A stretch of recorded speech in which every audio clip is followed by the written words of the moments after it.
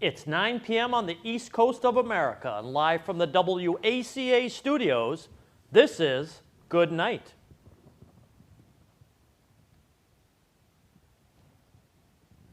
As a follow-up from last week, Kanye West officially announced on Twitter the release date of his forthcoming gospel album, Jesus is King. He took to Twitter for the first time in almost a year to post a picture of the vinyl of the record along with the release date of Friday, October 25th. But as we talked about last week, this is the third proposed release date for the record, and with the other two dates only being screenings in specific cities for the album.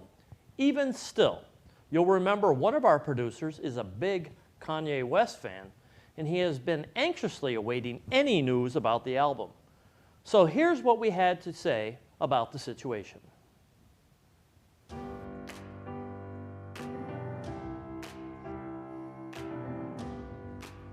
Please, Jesus. Please, Jesus.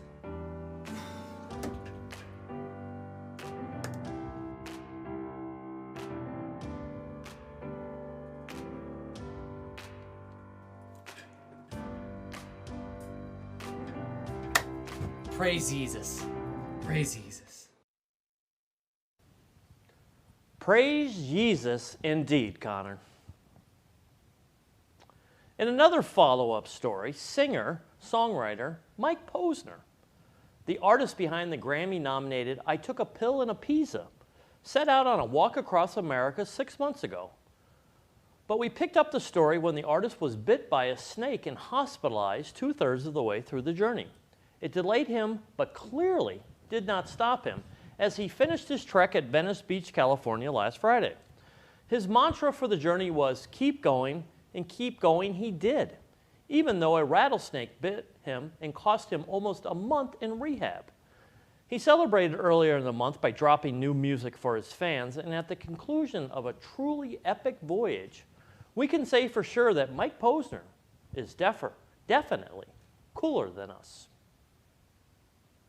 In ridiculous news, Halloween is almost upon us. The spooky time for costumes and candy is always met with some kind of crazy story. But as the ABC13.com story pointed out in an article recently, the real story is the kids can be charged with misdemeanors for trick-or-treating if they're too old.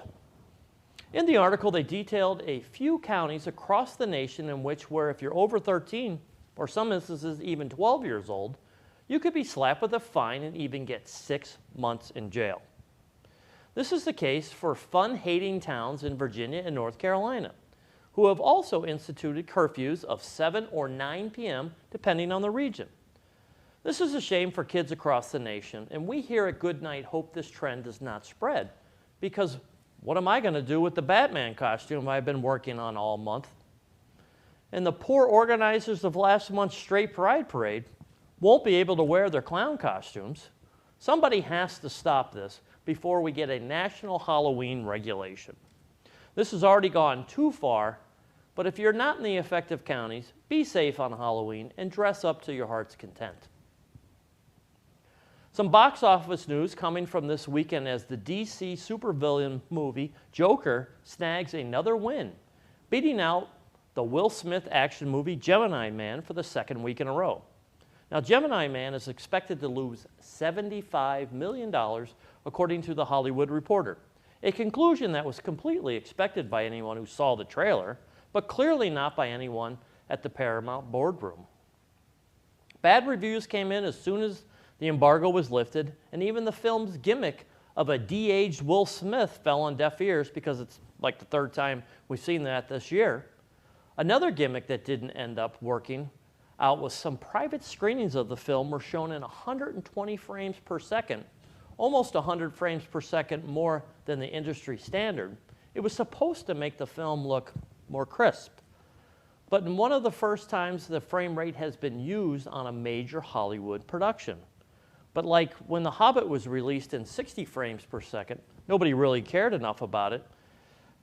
You know, the smoothness of the film to forgive how bad it really was. If you're not exactly sure what frames per second means, our producer Connor did a really cool video on it last month for National Photography Day that you can check out on our YouTube channel. Joker, meanwhile, is killing it at the box office. It is shaping up to be DC's most profitable film and has gained such a following that fans are now taking to the iconic stairs shown in the poster and the trailer to take Instagram photos.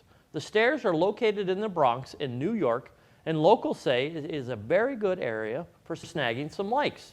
They warn that tourists are more likely to get robbed than to get a good picture. And while we can't confirm or deny, we thought it'd be safer to just work up some magic and put ourselves in the Joker poster using Photoshop. This way, we didn't have to drive down to New York, and we'll score some internet points at the same time. The popularity of the stairs has reached such a high that they have been named the Joker Stairs and is a location on Google Maps.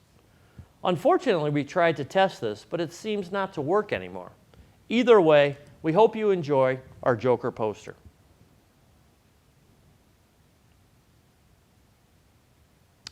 That's going to do it for this week in the news. Stay tuned for some new segments from one of our crew members and for some bits from our crew celebrating National Make a Dog's Day. And don't go anywhere because we have what's trending on Twitter to discuss as well. Keep it locked right here on Good Night.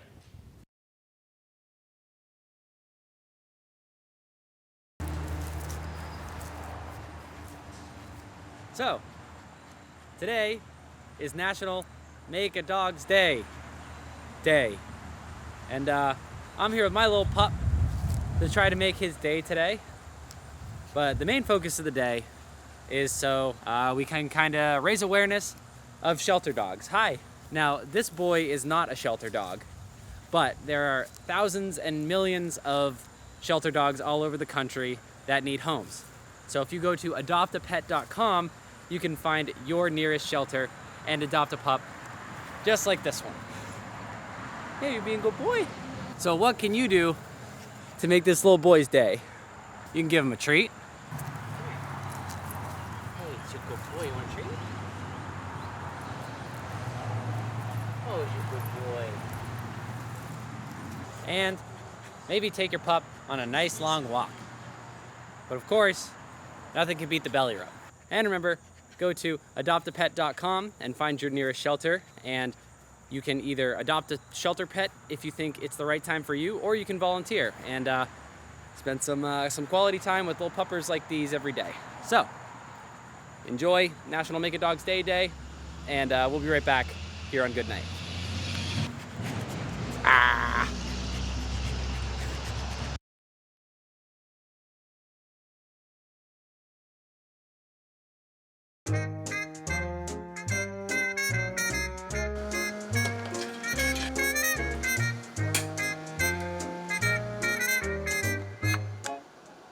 Welcome to a new segment called In Case You Missed It, where I'll briefly go over the most popular releases of last week in movies and TV. I'm your host, the Stud Muffin Tom Cruise, and let's get started right away with movies. On Friday, October 18th, a decade after release of the original, the sequel to Zombieland, Zombieland Double Tap, was released into theaters. The main cast of the original returns, starring Woody Harrelson as Tallahassee, Jesse Eisenberg as Columbus, Emma Stone as Wichita, and Abigail Breslin as Little Rock.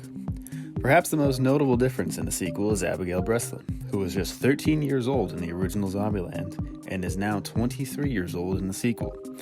The movie follows the dysfunctional family of four in a zombie-filled post-apocalyptic future as they set up a new home in the White House. But an all-new adventure begins when sisters Wichita and Little Rock decide to pack it up and leave. As of yesterday, Zombieland Double Tap has grossed a worldwide total of $32 million, debuting to $26.7 million. The film received a 68% on Rotten Tomatoes, with critics saying the sequel retains its witty dialogue and self-aware jokes that will appeal to fans of the original as well as fans of the zombie horror genre. Not to mention the over-the-top gratuitous zombie gore, but that's to be expected, isn't it? With Halloween just around the corner, Zombieland Double Tap is the perfect movie to see to get into the holiday spirit.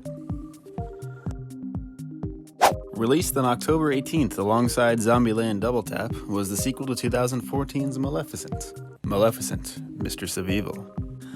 Maleficent, Mistress of Evil features a main cast of Angelina Jolie as Maleficent, Elle Fanning as Princess Aurora, Michelle Pfeiffer as Queen Ingrid, and Harris Dickinson as Prince Philip. The story continues 5 years after the events of Maleficent, and picks up when Prince Philip from a neighboring kingdom proposes to Princess Aurora. Aurora's godmother, Maleficent, is against the marriage and will butt heads with Philip's mother, the power-hungry Queen Ingrid. Angelina Jolie and Michelle Pfeiffer make for excellent adversaries in a captivating conflict full of magical charm and impressive visuals. As of yesterday, Maleficent, Mistress of Evil has grossed a worldwide total of $153 million, debuting to $36 million. It finished first in the box office, but had a 48% decline from the $69 million debut of the first film. It received a 41% on Rotten Tomatoes, with praise for its cast and visuals, but criticism for the narrative. Despite the low score on Rotten Tomatoes, it's still a movie that the whole family can find some enjoyment in.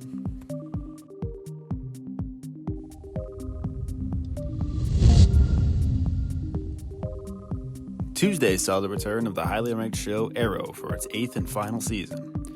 Arrow features Stephen Amell as Oliver Queen, based off the DC comic book character Green Arrow. The series has been going on since October of 2012 and is finally coming to a close with its final season. The story had small beginnings, but has since expanded into an entire multiverse of characters that has turned into a massive crossover event in its final season. If you're a fan of comic book superhero stories, you won't want to miss this. On Friday, Hulu premiered Looking for Alaska, a new show based on the novel of the same name by John Green. The story follows a young boy named Miles Halter, who is nicknamed Pudge by his friends. Pudge enrolls at a boarding school where he meets Alaska Young, a beautiful and clever girl with a mysterious past. The show is a 90% on Rotten Tomatoes, with the critics saying it is bittersweet and beautifully performed. I recommend you give this series a try if you enjoyed the movies Paper Towns and The Fault in Our Stars, both of which were based off of books written by John Green. The 8-episode series is now available in full only on Hulu, so be sure to give it a watch to join the discussion on this new series.